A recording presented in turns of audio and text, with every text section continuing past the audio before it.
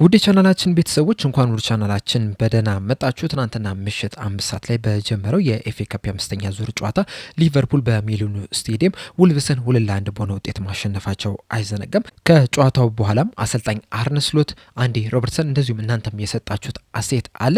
በዚህ ፕሮግራማችንም እነዚህን አስተያየቶች የምንመለከት ይሆናል። እስከ መጨረሻው ደቂቃ ድረስ አብራችሁ ቆይታችሁ እንድትከታተሉትም በአክብሮት እጋብዛለሁ። ሰብስክራይብ፣ ላይክ፣ ሼር እያደረጋችሁም የቻናሉ ቤተሰብ እንድትሆኑ በአክብሮት እጠይቃለሁ። አሁን በቀጥታ ወደ ተሰጡት አስተያየት የምንገባ ይሆናል። አብራችሁን ቆዩ። በመጀመሪያ የምንመለከተው አሰልጣኝ አርነ ስሎት የሰጡትን አስተያየት ይሆናል። በአጠቃላይ በጨዋታው ዙሪያ በሰጡት አስተያየት በማሸነፋችን በጣም ደስተኛ ነኝ። በተለይ ደግሞ ከማክሰኞ ውጤት በኋላ በጣም ጥሩ የሚባል ምላሽን መልሰንላቸዋል ብዬ አስባለሁ። ነገር ግን ጨዋታውን ከተመለከተን ከማክሰኞ ጨዋታ በጣም ብዙ የሚለይ አይደለም የነበረው። እንደውም ተመሳሳይ የሚባል አይነት አጫዋትን ነው የነበረው። በማክሰኞ ጨዋታ ላይ ኳሱን በጣም ተቆጣጥረ ነው ነበረ። ነገር ግን ደግሞ ብዙ እድሎችን መፍጠር ስንቸገር ነበረ። በዚህ ጨዋታ ላይም የተመለከትነው ይህንን ነገር ነው። ሮበርትሰን ያስቆጠራትን ግብ ስንመለከት ራሱ በጣም ትልቅ እድል የምትባል አይደለችም የነበረችው። ነገር ግን ወደ ግብነት ልትቀየር ችላለች። ከዛ በኋላ ነው ወልቭሶችም የበለጠ ክፍት መሆን የጀመሩት። ከዛ በኋላ እኛም የተለያዩ እድሎችንም መፍጠርም እችለናል እንጂ ጎሏ ከመቆጠሯ በፊት የነበረውን እንቅስቃሴ ብትመለከቱ ልክ እንደ ማክሰኞ ጨዋታ ሁሉ ኳሱን ተቆጣጥረ ነው ነበር። ነገር ግን ደግሞ ብዙ እድሎችን መፍጠር ሳንችል የቀረንበትን ጨዋታ ነው የተመለከትነው። እንደዚሁም በዚህ ጨዋታ ላይም ልክ እንደ ማክሰኞ ሁላ ወልቭሶች ብዙ እድሎችን አልፈጠሩም። እንደውም ኤክሲጂን ብትመለከቱ ራሱ 0.44 ኤክሲጂ ነው ያስመዘገቡት። እንደዛም ቢሆንም ግን አንድ ጎል ማስቆጠር ችሏል። በማክሰኞ ጨዋታ ላይ አንድ እድል ነበረ መፍጠር የቻሉት፣ ነገር ግን ሁለት ግቦችን ሊያስቆጥሩ ይችላልና ብዙ እድሎችን ባይፈጥሩ ራሱ ጎል አስቆጥሮ ሊወጡ ይችላል። እንደዚሁም በማክሰኞ ጨዋታ ላይም በዚህ ጨዋታ ላይም በመጨረሻ ደቂቃ ላይ ግብ ሊያስቆጥሩብን ይችላልና ብዙ የሚያመሳስላቸው ነገሮች አሉ በሁለቱ ጨዋታዎች መካከል።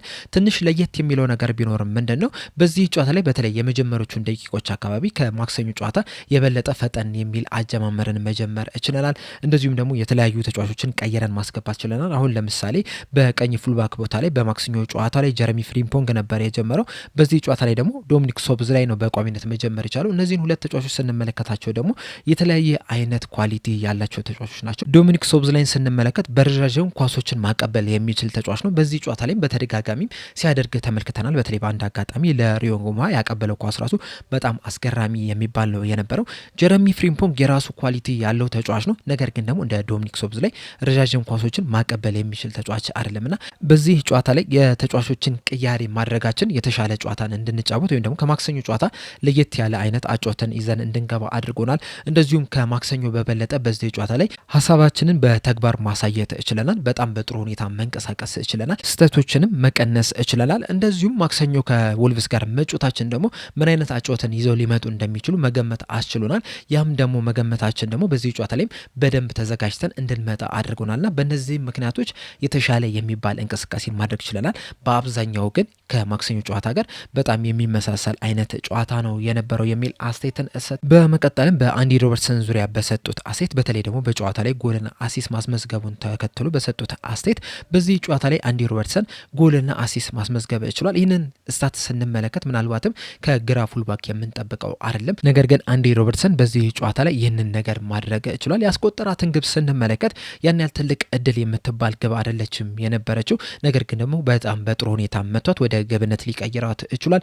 እንደዚሁም ደግሞ አሲስትም ያደረገውን ስንመለከት ራሱ በጣም በጥሩ እንቅስቃሴ ነበር አሲስት ማድረግ የቻለው። እናም ጥሩ ምሽትን ማሳለፍ የቻለም ተጫዋች መሆን ይችላል። በእርግጥ በነዚህ በሚያስቆጥርበትም አሲስት በሚያደርግበትም ሰዓት ኮዲ ጋክፖ፣ መሐመድ ሳላህ በጣም ጥሩ የሚባል እንቅስቃሴን ማድረግ ችሎ ነበረ። ነገር ግን አንዲ ሮበርትሰን ግን አሲስት ማድረግም ችሏል፣ ጎልም ማስቆጠርም ችሏልና አስደናቂ የሚባል ምሽትን ማሳለፍ ችሏል የሚል አስተያየት ተሰጥቷል። በተጨማሪም እንግዲህ አንዲ ሮበርትሰን በጃንዋሪ ዝውውር መስኮት ቶተናምን ለመቀላቀል ተቃርቦ ነበረ። ቶተናሞችም ለሊቨርፑል ጥያቄም አቅርበው ነበርና ያ ነገር ተጽዕኖ አልፈጠረበትም ወይ የሚል ጥያቄን ተጠይቀው ነበረ። በምላሻቸውም አንዲ ሮበርትሰን ክለቡን በጣም ነው የሚወደው፣ ሊቨርፑልን በጣም ነው የሚወደው፣ ደጋፊዎቹን በተመሳሳይ መልኩ በጣም ነው የሚወደው፣ እንደዚሁም በደጋፊ ፊትም መጮትም በጣም የሚወደ ተጫዋች ነውና ምንም የሚሳሳ አይነት ተጫዋች አይደለም። እኔ እንኳን የሊቨርፑል አሰልጣኝ ሆኜ ከተሾምኩበት ጊዜ ጀምሮ ላለፉት አንድ አመት ከምናምን ወራት በነበረኝ ቆይታም ይህንን ነገር ነው ከአንዲ ሮበርትሰን እየተመለከትኩት። በልምምድ ላይ ያለውን የሚሰጥ ተጫዋች ነው። በጨዋታዎች ላይም ያለውን ያለ ስስት የሚሰጥ ተጫዋች ነው። በዚህ ጨዋታ ላይም የተመለከትነው ያንን ነው። በማስቆጠር ወይም ደግሞ አሲስት በማድረግ ረገድ ብቻም ሳይሆን በመከላከልም ክለቡን በጣም ሲያግዝ የተመለከትነው ተጫዋች ነውና የጃንዋሪ ላይ የተፈጠሩት ነገሮች በሱ ላይ ተጽዕኖ አልፈጠረበትም የሚል አስተያየትን ሰጥተዋል። በመቀጠልም የአጥቂ ስፍራ ተጫዋቾች ጎል በማስቆጠራቸው ዙሪያ ነበር አስተያየታቸውን የሰጡት።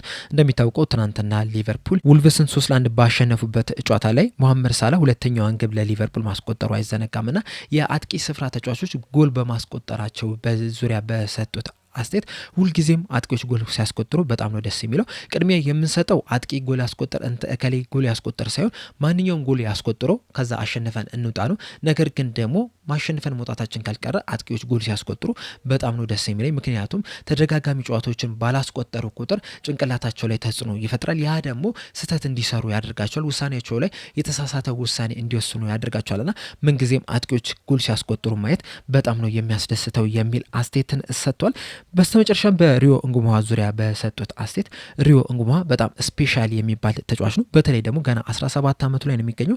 ነገር ግን በዚህ በ17 ዓመቱ የተለያዩ ነገሮችን እየሰራ ነው የሚገኘው። በዚህ ጨዋታ ላይ እንግዲህ ይህንን ነገር ነው የተመለከትነው። በእርግጥ ጨዋታው የኤፍኤ ካፕ ጨዋታ ነው። ነገር ግን ደግሞ የኤፍኤ ካፕ ጨዋታም ቢሆን የተጫወቱት ሁለት የፕሪሚየር ሊግ ክለቦች ናቸውና በዚህ ጨዋታ ላይ በጣም አስደናቂ እንቅስቃሴ ማድረጉ በጣም የሚያስገርም ነው። በተለይ የአንድ ለአንድ ግንኙነቶችን የሚያልፍበት መንገድ በጣም የሚያስደንቅ ተጫዋች ነው የነበረው።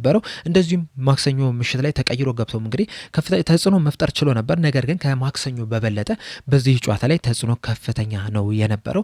በማክሰኞ ጨዋታ ላይ እንደተመለከትነው አንዳንድ ሁኔታዎች ላይ ኳሶችን በቀላሉ ሲቀማ መመልከት ችለን ነበረ። ነገር ግን በዚህ ጨዋታ ላይ ኳሶችን በጣም በጥሩ ሁኔታ ሲይዝ ተመልክተናል። እንደዚሁም የአንድ ለአንድ ግንኙነቶችን ሲያልፍ መመልከትም እችለናልና ከማክሰኞ ጨዋታ በጣም የተሻለ የሚባል እንቅስቃሴን ማድረግ ይችላል። ኳስ በመያዝ ደረጃም ድሪብል በማድረግ ደረጃም ወደፊት በመሄድ ደረጃም በጣም አስደናቂ የሚባል ምሽትን ማሳለፍ ይችላልና ከዚህ በኋላም ከሪዮ እንጉማዋ የተሻለ ነገርን እንድንጠብቅ አድርጎናል የሚል አስተያየትን ሰጥ። በመቀጠልም አንዲ ሮበርትሰን ነበረ አስተያየቱን የሰጠው። በመጀመሪያም አስተያየቱን የሰጠው በዚህ ጨዋታ ላይ በሊቨርፑል ማሊያ ፕሩቭ የምታደርገው ፖይንት አለ ብለህ ታስባለህ የሚል ጥያቄን ተጠይቆ ነበረ። በሰጠው ምላሽ እርግጠኛ አይደለሁም ከዚህ በኋላ እንግዲህ ፕሩቭ ማድረግ ያለብኝ ነገር አለ ብዬ አላስብም። ምክንያቱም ደግሞ ወደ ሜዳ በገባሁ ቁጥር ያለኝን ሁላ እንደምሰጥ ደጋፊዎችም ያውቃሉ ብዬ አስባለሁ። ይህንንም ነገር ደግሞ በዚህ ጨዋታ ላይ ብቻ አይደለም ላለፉት 9 ዓመታትም ሳደርገው የነበረ ነገር ነው።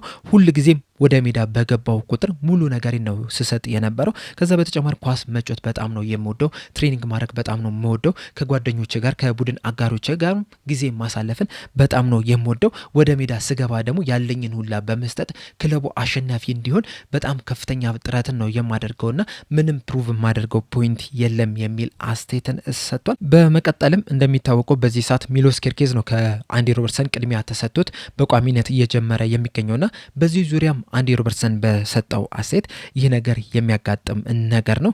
ሚሎስ ኬርኬዝ በጣም አስደናቂ የሚባል የግራ ክንፍ ተጫዋች ነው። ይህንንም ነገር ደግሞ ባለፈው ሲዘን በበርንሞስ ቆይተው በደንብ መመልከትም እችለናል። በእርግጥ ከበርንሞስ ወደ ሊቨርፑል ሲመጣ ወደ ትልቅ ክለብ ነው የመጣውና እስኪላመደው ድረስ ትንሽ ጊዜ ወስዶበታል። ከዛ በኋላ ግን በጣም ጥሩ የሚባል እንቅስቃሴን እያደረገ ነው የሚገኘው። እንደሚታወቀው ደግሞ ክለቡ ወደፊት መራመድ መቻል አለበት። አዳዲስ ተጫዋቾችን ማምጣት መቻል አለበት። ትልልቅ ወይም ደግሞ ልምድ ያላቸው ተጫዋቾች ደግሞ እድሜያቸው የገፉ ተጫዋቾች መተካት መቻል አለባቸው። የሚተኩት ደግሞ በወጣት ተጫዋቾች ነው። እኛ አሁን ከ30 ዓመታችን አልፈናል። ስለዚህ እኛን የሚተካ ተጫዋች ክለቡ የግድ ማምጣት መቻል አለበት። ምክንያቱም ክለቡ ሁልጊዜም ለዋንጫ የሚፎካከር ቲም መሆን መቻል አለበት። እንደዛ እንዲሆን ደግሞ ክለቡ አምቢሽን ሊኖረው ይገባል። አምቢሽንህን የምታሳየው ደግሞ ትልልቅ ተጫዋቾች ቡድን ውስጥ እያሉ ሌሎች ወጣት ተጫዋቾችን በማምጣት የመተካካት ሂደቱ በጣም ምርጥ እንዲሆን ወይም ደግሞ ስሙዝ እንዲሆን በማድረግም ጭምር ነውና የነዚህ ተጫዋቾች መምጣት አያስከፋንም። ምክንያቱም ክለቡ ለትልልቅ ዋንጫዎች ሲፎካከር ማየት እንፈልጋለን። ዋንጫዎችንም ሲያሸንፍ ማየት እንፈልጋለን እና ይህንን ነገርም መቀበል መቻል አለብን። እኔም በእግር ኳስ ህይወት እንግዲህ ሁልጊዜም በፉክክር ውስጥ ነው ያለሁት። ከተለያዩ ተጫዋቾች ጋር ስፎካከርም ነበር። አሁንም እየተፎካከርኩ ነው የሚገኘው። በእርግጥ ሁላችንም እየተመለከትነው እንደሆነ በዚህ ሲዝን የፈለግኩትን ያህል ጨዋታ እየተጫወትኩ አይደለም የሚገኘው። ነገር ግን ደግሞ ይህ የእግር ኳስ አንዱ አካል ነው የሚል አስተያየትን ሰጥቷል። በመቀጠልም የምንመለከተው እናንተ የሰጣችሁትን አስተያየት ይሆናል። በመጀመሪያም እያሱ የሰጠውን አስተያየት ስንመለከት ኮዲ ጋክፖ ለአሰልጣኝ አርነ ስሎት አማቹ ነው የሚመስለኝ። ምክንያቱም በእያንዳንዱ ጨዋታ ላይ በቋሚነት እየጀመረው ነው የሚገኘው። ለምን ፌዴሪኮ ኬዛ እንዳልገባም አልገባኝም። እንደዚሁም በተጨማሪም ትሬ ናዮኒም ከዚህ የበለጠ የመጮቻ እድል ሊሰጠው ይገባል። እንደዚሁም ሪዮ እንጉሙሃም በየጨዋታው ቢያንስ እንኳን ከ20 እስከ 30 ደቂቃ የመጮቻ እድል ሊሰጠው ይገባል። በዚህ ጨዋታ ላይ ምናልባትም ትክክለኛ ወይም ተፈጥሯዊ የሚባል 9 ቁጥር ተጫዋች በቡድን ውስጥ ኖሮ ቢሆን ኖሮ ሪዮ እንጉሙሃ ቢያንስ 2 አሲስትም ያደርግ ነበር ብዬ አስባለሁ የሚል አስተያየትን ሰጥቷል። አዎ ትሬ ናዮኒ ከዚህ የበለጠ የመጮቻ እድል ሊሰጠው ይገባል።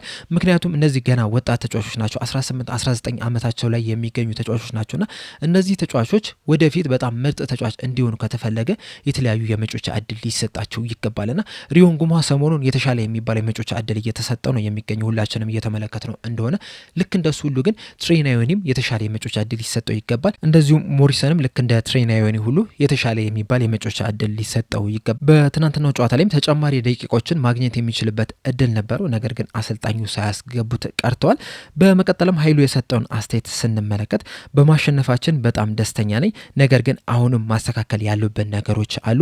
ፎከሳችን ወይም ደግሞ ትኩረት ማድረግ ያለብን ነገሮች አሉ። እንደዚሁም ለወጣት ተጫዋቾችም የመጮቻ እድል ሊሰጣቸው ይገባል። በዛሬው ጨዋታ ላይ በረኛውም ሊቀየር ይገባው ነበር፣ እረፍት ሊሰጠው ይገባ ነበረ። እንደዚሁም ሪዮ እንጉሙሃም የጨዋታው ኮከብ ነበረ የሚል አስተያየትን ሰጥቷል። ካሌብም በሰጠው አስተያየት ውጤቱ አስደስቶኛል፣ ግን አሁንም አሰላለፍ መስተካከል ያለበት የሳላ ነገርም መስተካከል አለበት የሚል አስተያየትን ሰጥቷል። በአጠቃላይ አሰልጣኝ አርነ ስሎት፣ አንዲ ሮበርትሰን እንደዚሁም እናንተ የሰጣችሁት አስተያየት ይህንን ይመስል ነበረ። ለአሁኑ እኔ እዚህ ላይ አበቃው። እስከ መጨረሻ ደቂቃ ስለተከታተላችሁኝ ከልብ አመሰግናለሁ። በቀጣይ በሌላ እስከምንገናኝ ድረስም ሰብስክራይብ፣ ላይክ፣ ሼር ማድረጋችሁን እንዳትረሱ። ቸር ያቆየን።